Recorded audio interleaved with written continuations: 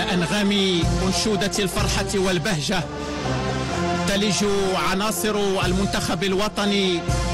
أسود الأطلس القصر الملكي بالرباط من لحظة تاريخية بمونديال قطر إلى لحظة تاريخية مميزة عميقة الدلالات هنا بالقصر الملكي بالرباط، حيث تحظى النخبة الوطنية لكرة القدم باستقبال ملكي سامي. فالإنجاز الذي شهد عليه القاصي والداني مفخرة وطن وأمة وقارة، إنجاز تاريخي غير مسبوق حققه المنتخب الوطني لكرة القدم